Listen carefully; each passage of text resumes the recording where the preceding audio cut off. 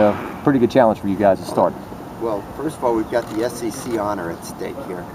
The ACC long has felt that their conference is the equal or better than the SEC, and of course they've got a lot of great teams: Virginia, Florida State, North Carolina, Georgia Tech, Miami, et cetera, et cetera.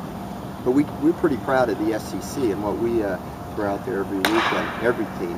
So anytime you have a matchup between an ACC opponent and an SEC opponent, it's going to be very spirited because you've got conference bragging rights at stake.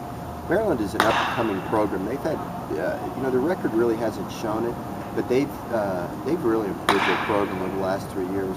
They had a new coach 3 years ago, but he just left after last year to take the job at Michigan.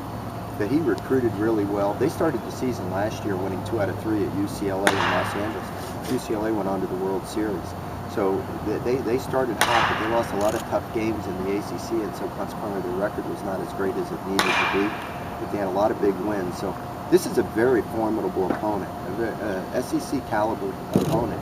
And so right out of the gate we're going to be tested, and it's going to be exciting, and it's going to be the most challenging opening weekend we've had in my 7 years here.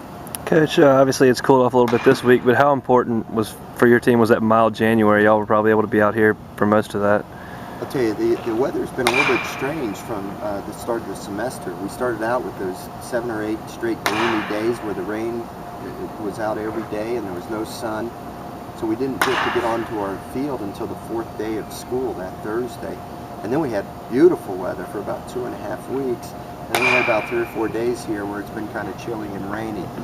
I'm glad that it wasn't perfect every day. You want your players to have to deal with the elements because it's good practice. Some days we played scrimmage games without having the benefit of batting practice on the field. That will happen during the course of the season. So you like to prepare your team for about everything that they may face during the course of the year, and I think that's happened.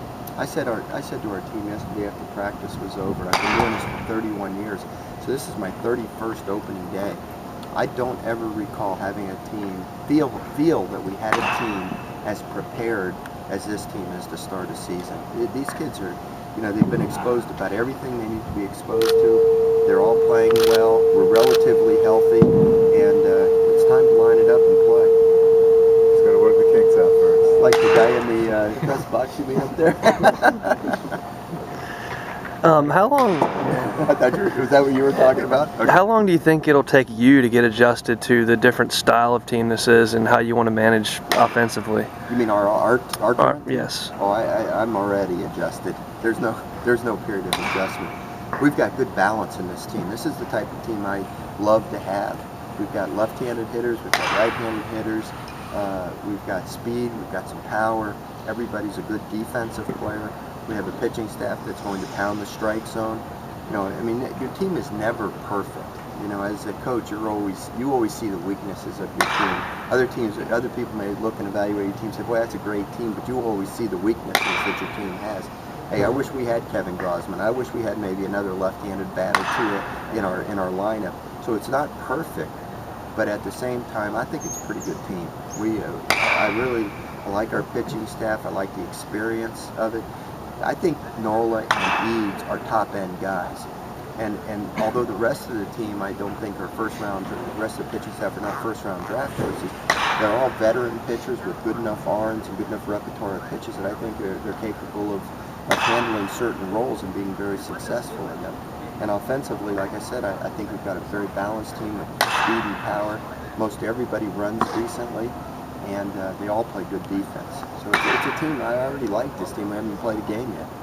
Just talking to Javi a while ago, he talked about Aaron putting on some weight in his legs and strengthening himself a bit to go deeper into games and so forth. You see that out of him this year? That's a really good point. When Aaron got here, he was rather lanky. Is that a good word to say? Absolutely.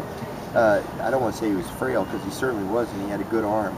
But I don't think the endurance was quite there. He had never pitched more than 7 innings in a game because of high school rules, and he was rather thin, and so he just didn't have quite the overall strength for endurance-wise. And I remember last year he pitched against, I believe it was Arkansas here.